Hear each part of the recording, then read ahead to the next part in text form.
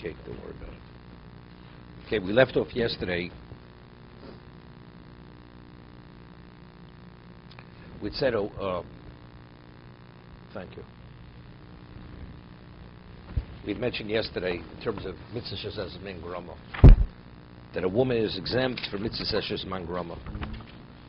So Rashi says, what's considered mitzvah sheshes man grama? So the classical case, the Gemara says tzitzis. That if you hold that Laila is lavzman tzitzis, the nighttime is not a time of tzitzis, so a woman is exempt from tzitzis. It says Risam, there's a question of how to interpret a Risam or something. Does it come to exclude a blind person? Or are we speaking Risam or something, so we're coming to absolve a person at nighttime? Right? So the time is we rule that it's a mitzvah sheshes grama, that at nighttime there is no obligation to wear tzitzis. Since mitzvah sheshes grama, a woman is exempt from tzitzis. Okay? Lulav is mitzvah sheshes grama. Sukkah is mitzvah sheshes grama. These are all mitzvah sheshes grama. The time determined mitzvahs. So we'd mentioned yesterday, there's a Tosus in Menochos, spoke about smicha. Yeah. So over here, the Gemara says that smicha, a person has to put his hands on the animal and lean with the majority of his weight. So the Gemara says, yodo v'lo yad ishto. It says, v'somach yodo. He has to lean his hand. So what is it? V'somach yad, what's yodo? It comes to exclude yad ishto. His hand, not the hand of his wife. 1 second. Mahadich siv b'nei Yisrael lemutei noshim mismicho. He says, but we have another pasuk. It says, right? Something b'nei Yisrael v'lo b'nos Yisrael. So what do we need this pasuk? The woman's already exempt. Is not qualified to do smicha, right? So he says, Mahadich siv b'nei Yisrael lemutei noshim mismicho lo nafki ishto. It will not exclude a wife. Why? Davamina mis tismoch bekorban bailo.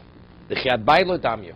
Meaning, if a woman brings her own korban, how do we know she has no obligation to lean on the korban b'nei Yisrael v'b'nos Yisrael? What about if it's the korban of her husband, where smicha has to be done? I would think maybe the wife qualifies. On that the Torah says yodo v'lo yad ishto. It's his hand, not her hand. Even though they're almost synonymous. It's like we say ishto kagufo. Nevertheless, it's an exclusion. The wife does not qualify to lean on the husband's korban. That's the Gemara Menachos. Vim tomar lo malikro lemutei noshim mismicho typically the mitzvah sheshes man grama. Hear the question. What relevance? What do we need a pasuk to exclude the wife? It's understood she's not qualified. It's mitzvah sheshes man grama. Right? The smicha. The leaning is a mitzvah sheshes man grama. Why? If you hold in take it l'smicha shchita doraisa, we're of the opinion that there should be no interruption between the smicha and the shchita. Right? It says v'somach v'shochat, they should be literally juxtaposed one to another. Immediate. No interruption. K'di omer per kol hapsulin, da'afilu somach b'sof halaylo tekef lamur hashachar. Even if you do the smicha right before dawn, so you're able to have it. V'somach v'shochat. He does the smicha right before dawn, and does the shchita immediately after dawn, which is day. Tzorach lishchor hadaynis hatomit tchila. Shlei dover kodem l'tomit, but again, it's not immediate. There's an interruption because you have to bring the communal offering first. Otenan per beis the Megillah al kol hayom kosher l'shmita l'smicha u'l'shchita dorsh b'gmar d'chseb b'yom zivchachem. So if he says, if that's the case, what do we need a pasuk to exclude the wife? Yodov leyad ishto, it's mitzvah man grama. Of course, this is not the typical case of mitzvah man grama. It's only smicha is linked to shchita in terms of its application. Mitzvah man Torah doesn't say you can only be somech during the daytime. It's a side issue. Smicha has to be linked to the korban, and the korban can only be brought during the daytime. Therefore, that's called mitzvah sheshes man grama. But Tosaf is saying it, and Tosaf doesn't answer it. What do I need a pasuk to exclude the wife, that the wife is not qualified to be some of her husband's carbon. It's as much as groma. Right? I mean, the questions, I don't hear the question so strongly. Because I'd say this. Even if we say a woman is not qualified, is not obligated to circumcise her child, right? She's not. Oh, so v'lo so. What happens if a woman does do the milah? Right? Is it valid? We paskin la'aloch, it's valid. Rabbi Yochanan says, it's a valid milah. Right? So even though, as the Rambam says, she's not obligated, but it has value. So even though you'd say a wife may not be obligated to smich on her husband's carbon, but maybe it has value if she does. Yodov v'lo yodov, no. That she's not qualified. If she does smicha, as if smicha was never done. So Tos's question is not a question. He says, what do I need a miut? What do we need exclusion? To say a wife is not qualified, it's just mishazimag rama, right? That's his question. The answer is, you're right. We're not saying, the pasuk tells me she's not qualified. But even mishazimag rama, if she does it, it's called smicha, because it has value, as the Rambam says. It doesn't have the same value in terms of schar, but in terms of the action is an action. Right? So therefore I need a pasuk say no, that it's not a question of mishazimag rama. Even that may be the case, but maybe it has value. Yodo, that her smicha has no value whatsoever. Therefore, the husband has to be the one who has to lean on his own korban.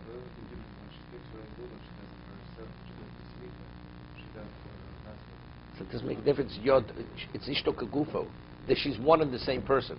Torah says, but regard to smicha, she's not one and the same person. That's what the Torah is saying. Yodo v'lo yodo. Okay.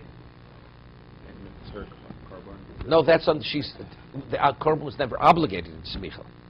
That's b'nei Yisrael v'lo benos Yisrael. The samchu b'nei Yisrael v'lo benos Yisrael.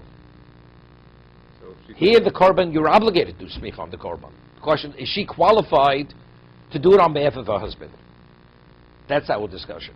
Right. So if she has her own korban, is she allowed to do smicha? No, she's not allowed, because there she's leaning on the korban. Right. Putting your weight on the korban, something that's consecrated, you're not permitted.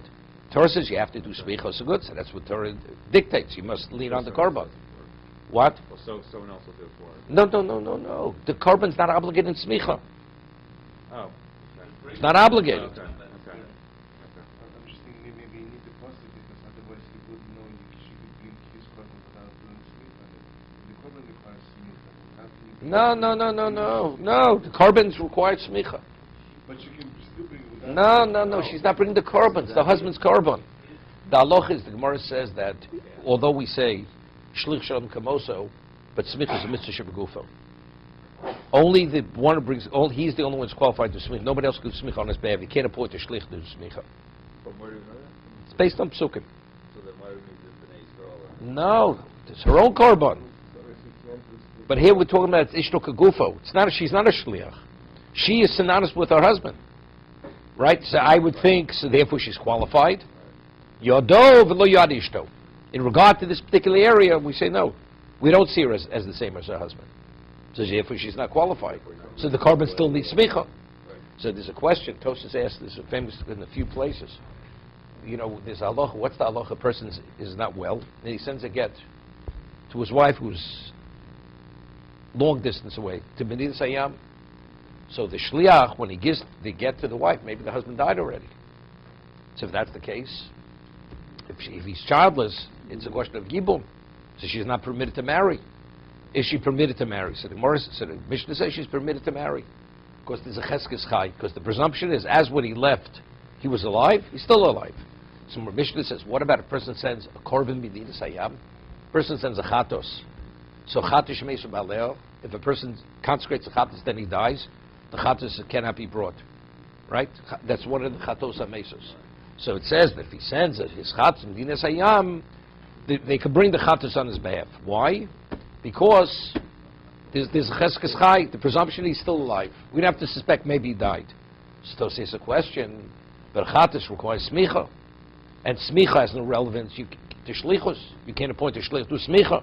So how can he send a shliach to bring his chatos, maybe the sayyam, and it's not roy labila? We don't say kol roy labila ein bila ma'keves. If he's not there to do the smicha, it's not a valid korban. So how is he permitted? So Tosa says and it's the only answer you give, it's Minchatos Ha'of. The Chatos he sends is a bird. So a bird doesn't require smicha, only an animal requires smicha. That's Tos's answer. But otherwise, it can't be done because it has no relevance to shlichus. It's a mitzvah shebagufo. Okay. No. It needs smicha. It requires smicha unless it's a bird. It sounds like she also can bring her own. She can. She doesn't require Or it. she doesn't. Okay. She doesn't require it. Only when she brings it doesn't require smicha. Right? So she could send even an animal. She has a chatos. She sends a chatos through a shliach. It's not a problem. She doesn't have to do smicha. Because she does the There's require. no smicha Because in the that carbon doesn't require smicha. That's the reason. Exactly. Okay. There's a discussion in Minchas Chinuch. We say that one of the mitzvahs that a father has regarding his child, he has an obligation to circumcise him, do milah. So the question is the father? So we mentioned Gemara Chulin. We mentioned Machlokas, the shach and the mitzvos. Milah is a mitzvah shebagufo, or it's not a mitzvah shebagufo. What does this mean? When the Torah says a father has an obligation to circumcise his son, is it limited to himself? He must do the milah, like achilas matzah. Could a person delegate the mitzvah of eating matzah? You'll eat matzah on my behalf. You put on tefillin on my behalf. It's not possible. Because the Torah says you must wear tefillin on your body, on your head, on your arm. Can't be delegated through a third party. Or is it the milah should be done? What is the mitzvah? You should do the milah, or the milah should be done? You're responsible to make sure the milah is done. So therefore that could be delegated. It's not that you must do the milah. So you're an onus. So when the father takes care of it, he's no different than Bezdin. The Gemara says, what happens if the father doesn't do it? So the obligation is on the community, on Bezdin, to make sure the child is circumcised. If the father can't do it himself, it's Haloch and Bezdin. Okay, so it's a machlokes, the shach and the tzos. The shach cites the rosh. This is, so the Gemara says in Chulin that if a person goes and does shchita on a bird or a chayo, so the shochet has the mitzvah of kisei adam.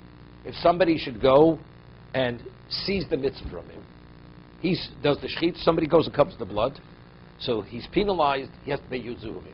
Asur zuvim, that's a penalty. So the Rosh cites a case, a father appoints a shliach to circumcise his son, then a third party goes and circumcises the son without the permission of the father. So the Rosh says, you don't penalize the third person. The third party does not have to pay asur zuvim. That's the Rosh in kisei adam. Okay? So what would you draw from that? Seemingly, it's a mitzvah shebagufo. It's a mitzvah shebagufo. If he doesn't have to pay it, because the first mold that he pointed, in fact, if the first mold he pointed is his shliach, so the first mold is the shliach, the second mold is not a shliach. So if that's the case, by denying the moel the opportunity to do milah, he denied the father the mitzvah of milah, right? So if that's the case, why doesn't the second moel have to pay yuzuvim? We should penalize him. Because the father was denied the mitzvah of milah. No. Again. If the first moel is the equivalent of the father, now the third moel goes and circumcises the child without the permission of the father. That means the second moel is not the shliach. So does the mitzvah of milah accrue to the father? The answer is no. So the father was denied his mitzvah of milah. So why does the Rosh say that we don't penalize the second moel? Evidently, when the father chose to appoint the first moel was not a shliach. It was no different than Bezdin. He was circumcised as Bezdin. Except the father, he arranged that the moel should do it. No, he's no different. Every Jew, once the father doesn't do it, every Jew has the responsibility. Why if the father was going to do it and another moel came in and did it? No, that's something else. No. Why? Because because you denied him. The father wasn't doing the mitzvah. Now that's like kisei adam. The mitzvah is to do the person. Is that what you're saying? We penalize a person. A person who has the right to do a mitzvah, and you deny the person that right, we penalize you. The father has the capability to do the milah. And a mole comes, regardless how expert he is, and he denies the father and he does the milah. We definitely penalize the person. No, that's understood, you penalize him. That's like kisei adam. once he's Here out the of father it, says, I'm not doing it. I want this Moel A to do it. Rather than Moel A do it, Moel B intervenes and Moel B does How it. could that be that Moby does not get penalized? That's the question. How did you not penalize him? The answer is why not? Who did he deny? Designated the Moel. But who did he deny? Who did he deny the father mitzvah? Yes. Because the No. father designated this. Wait. If you tell me the father could delegate it to shlichus by Milah, so then he denied the father the mitzvah Milah. Because if Moel A would have done the Milah, the mitzvah would accrue to the father. Because shlichum kamoso. But if you say Milah is a mitzvah shebegufo, that the Torah says only the father can do it. It's something that cannot be delegated. So the moment he gives it over to the Moel, that means he's not fulfilling the mitzvah any longer. So there's no difference between Moel B or Moel A. They're both Bezdin. They're functioning with the capacity of Bezdin. Therefore, there's no basis for penalty. Okay? That's the position of the Shach. Tzos disagrees. No, this is Shabbagufa. How do we understand it? But you have to reconcile the Shach, right? So the way to understand it is, and I saw afterwards, somebody says it, that now, I want the first Moel to do it. That's my preference. What happens now Moel B does it? I don't want B to do it. So what have you accomplished? It's true, it's not your preference. But if you don't want B to represent you, do you know what you do? You forfeit the mitzvah of Milah. It's like Zochel Mishalom B'Fanov. If somebody wants to do something on my behalf, which is in my benefit, unbeknown to me. So we say, Schiv mitam shlichus, right? When you do something which is beneficial, it's unbeknown to the party, because we say if he would have known, he definitely wouldn't want the man to represent him, to be a shliach. So over here, if I don't want B to be my shliach, I prefer A should be my shliach. B goes and seizes the mitzvah from A. I don't want B. So what have you caused yourself? You forfeited the mitzvah Milo by not wanting B. Even though it may be a preference, but we could say Anan Sadi with definiteness, even though it may not be a preference, but after everything's said and done, you definitely want B to be your shliach. Because if B is not your shliach, what have you done? You've forfeited the mitzvah of Milo. That's why, because the mitzvah still accrues to the father. That's exactly why. It's a shlichus. B is also a shliach. It may not be his preference to be a shliach, but after he sees it, of course I want you to be my shliach. What? It's Aran Sadi. Because otherwise it's foolishness. So the only way you say, sometimes people will cut off their noses to spite the face. I don't want you to be. Okay. But you're able to answer the shach, the ktos. The reason why the Rosh says you don't penalize him is because, right, after everything's said and done, he's agreeable that he should be a shliach. Okay? Somebody wants to come up with penalize the other guy. If he would have been normal, he would have. But factually, you did something you had no right to do, regardless of why. You did something you had no right to do. You would penalize him. Let me ask you a question. I have a mitzvah to circumcise my child, and I want somebody now seizes it from me. So, something. If a person is qualified to be a moel at any point, somebody is shliach. Does the mitzvah accrue to the person, even though the father could have done it himself? The answer is yes. You still say shlichus, right? So it's the same thing over here, right? But yet over there, if a person goes and seizes it from the father, where the father wants to do it, you do definitely pay Yuzuvim. Nobody argues the case over there, right? Why? So you say over there because you see from there he doesn't want him to be a shliach. He doesn't want him to be a shliach, even though he's going to forfeit the mitzvah. Say, something, after everything's said and done, so maybe we'll bring proof from there that a person would prefer to forfeit the mitzvah if it's not done the way he wants it to be done. Except you can differentiate between the two cases. Regarding the father himself, you'd say, a person seizes his father, nobody argues. You pay this to Yitzuvim. Why? But let him. He did the wrong thing. Well, of course I want him to be shliach. At least I get credit for the mitzvah. Because over there it's still an aspect of mitzvah yosem shulucho. When Gemara says at the beginning of the second paragraph in kiddushin that if a person can do a mitzvah himself or delegate it through a third party, it's preferable you should do it yourself. Mitzvah yosem shulucho. But once I'm delegating it to Moel A, there's no difference to A or B. It's my preference. But within the context of halacha, B is the same as A. Regarding yourself, something you denied me. I wanted to do it. Mitzvah bo yosem shlucho. So therefore, I don't want you to be my shliach. But with A and B is no different than A. It's just preference. Over there, we would say Anan Sadi, he would want B to be a shliach, although he preferred H to be the shliach. Ernie, you following? Yes, but there's no question that the person failed. It's valid regardless. Yeah, it's only purely a question of penalizing. So today, the Mole says to the father, take the knife and make me a shliach. Right? Always. That's only according to the tzos. According to the shach, it's a mitzvah shebegufo. Right? It's meaningless. It doesn't mean anything. What? Yeah, it doesn't. It's not. It's not. He doesn't need to do it. It's basically his obligation, that's it. Yeah, that's it. The man's not doing it. They want to bring a raya because they want to bring a proof. It's a machlok rishonim that by the Sfardim they say shechianu, right? Ashkenazim don't. Who says shechianu? The father says shechianu. Evil, right? But it's a mitzvah shebegufa. Why is the father saying shechianu? He's not doing the mitzvah. If you say it's a shliach, okay, so the father says this shechianu. But the way the Rif rules, the father says shechianu.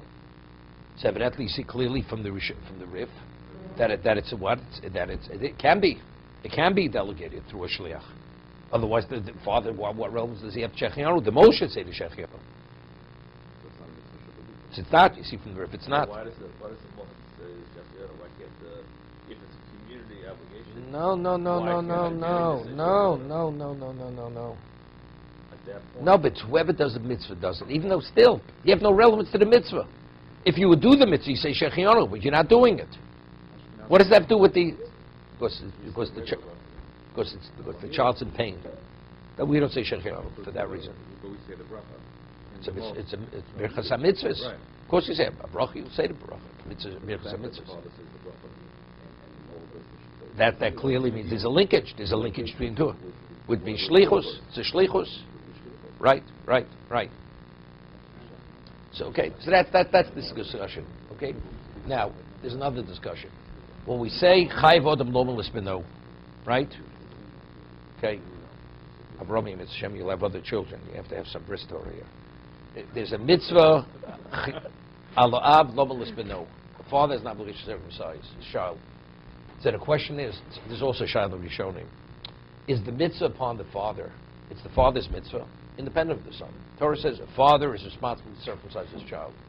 Or the father's obligation, he's acting on behalf of the son. Since his child is not capable of circumcising himself, doing the meal himself, he's only 8 days. So therefore, the Torah imposes the responsibility of the father for the child.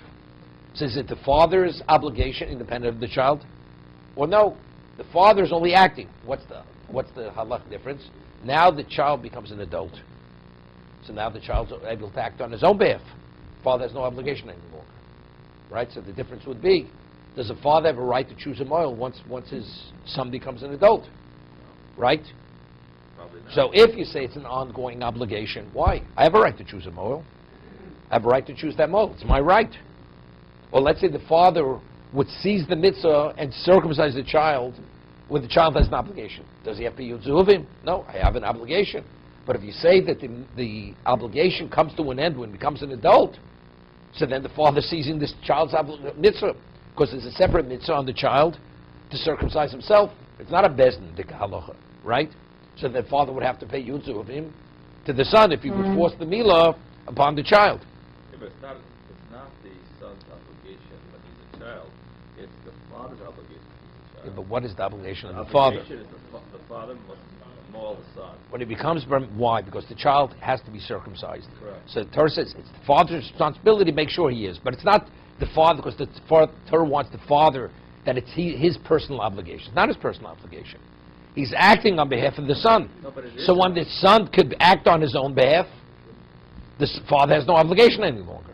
No, So it's two separate issues. The son, again, the father has an obligation to the that's son. the discussion over here.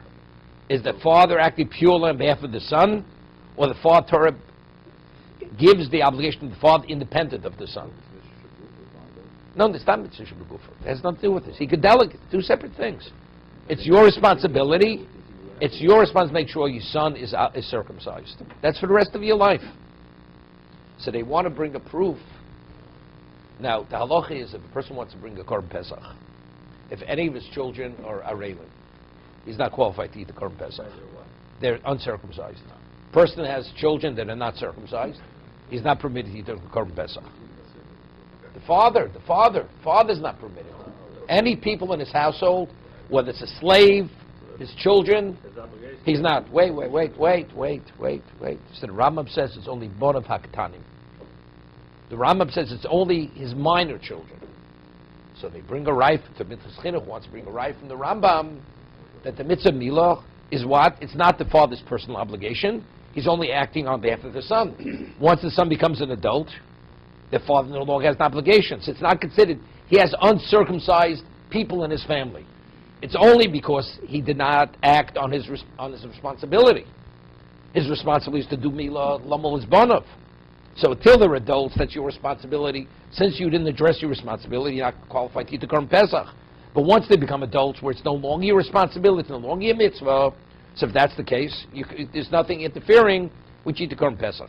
So they bring, Mitzvah Chinuch wants to bring a right from the Rambam, that you see that it's only until he's an adult. Right? That the obligation of fathers to act on behalf of the son is not independent. Right? Good proof. Okay, now, but you see from Tosas differently. Right? You see from Tosas differently. Because Tosas is the question, what do I need an exclusion? That a woman has no obligation to circumcise her child from Osa V'lo Osa, it's Mitzvah Magrama. So Tosas answers is going according to the opinion that Mila Balayla is valid, that you can circumcise your child at nighttime, correct? Because if you're not permitted to circumcise your child at nighttime, again it's Mitzvah Magrama, right? Time determines the mitzvah. When you can, when you can't. But according to the opinion, once it starts the date, is continuous.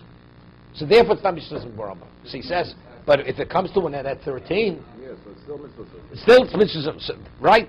See, so the Well, use that. right. So even according to that amount, it's Mitzvah Magrama. That's Mitzvah Chinuch. So you see from Tosfos argues the Rambam that even Bonav Gedolim, even if the children will be adults, it's still makiv. It still interferes with Achilos Korban Pesach. Because otherwise it's still Mitzvah Magrama. So again, so what do I need the exclusion? So you see clearly from Tosfos, once the obligation begins, according to one opinion, it continues even into adulthood, that it's not the father acting on behalf of the son. That's the machlokes, the Rambam, and Tosfos. Okay? According to Tosfos. Right? And it would not it would interfere in his Achilas Korban Pesach, because he didn't address his obligation. So I was thinking, maybe it's no proof from the Rambam. Now, a child until he's an adult, he has no obligation to circumcise himself. Because what's the basis that a child has the obligation to circumcise himself?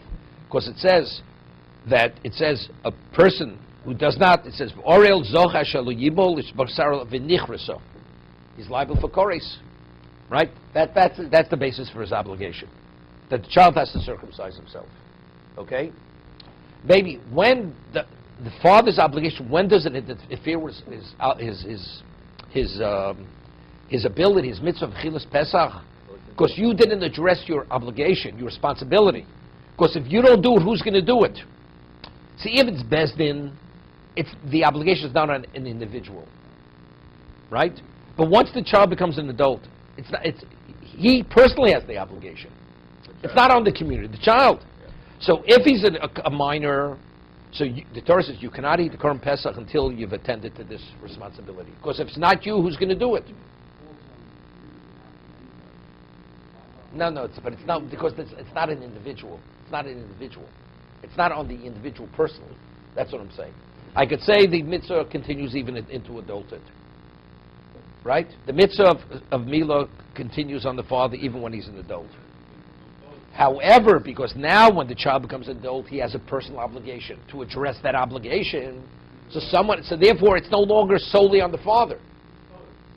I know, but therefore it doesn't interfere with the Korban Pesach. Therefore it does. That's what the Ram says. It's only Bonav Ketanim.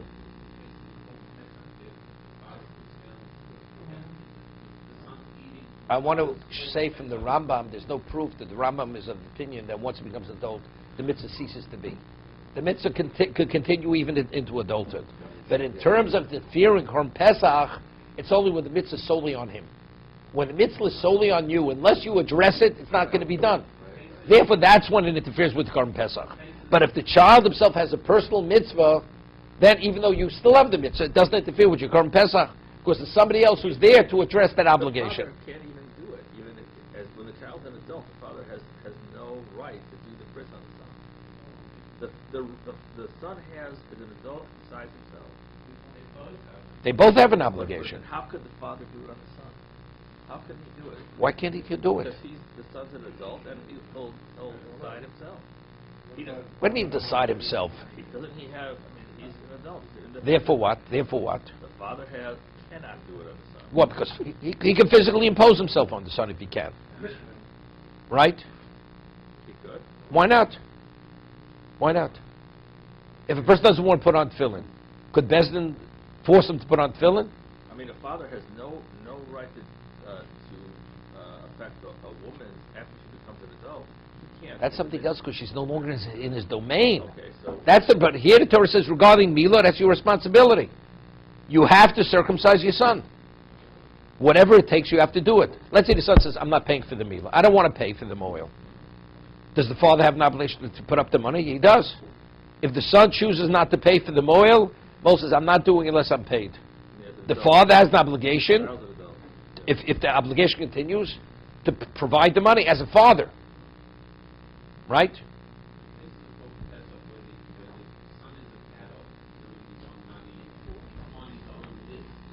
You don't say he's earning his own money. He's an adult. He's bar mitzvah.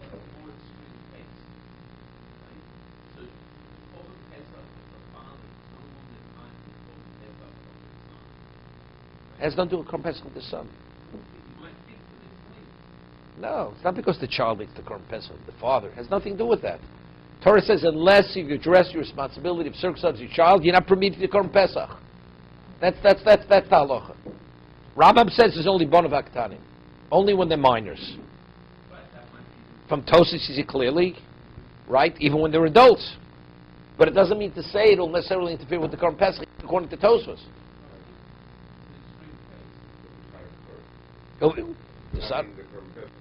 That's a separate discussion. That's a separate discussion. The fathers. Well, the father's not allowed to use the Korban Pesach because the son's going to But let's say the father doesn't, the son doesn't allow him to circumcise him. Right. He's an onus. He has no choice. But is he permitted to eat Korban Pesach or not? So according to Rambam, he's permitted because he has no obligation. According to Tosas, I want to say maybe he is permitted, as I'm saying in the Rambam. The Rambam is only saying in terms of not being permitted to Korban Pesach. Maybe there's no machlokes Rambam and Tosas. What? He's mechuyev, of course. He's mechuyev to eat Korban Pesach. He's chayv koros, definitely. Let's go just a little further. Would that be the only mitzvah that a father is obligated to do once the son is? No, the same shiloh we're going to discuss. What about the Talmud Torah? Chayv odin lamid b'no Torah. Right, a father will teach his son. What about when the son becomes an adult? Does he still have an obligation to teach him Torah?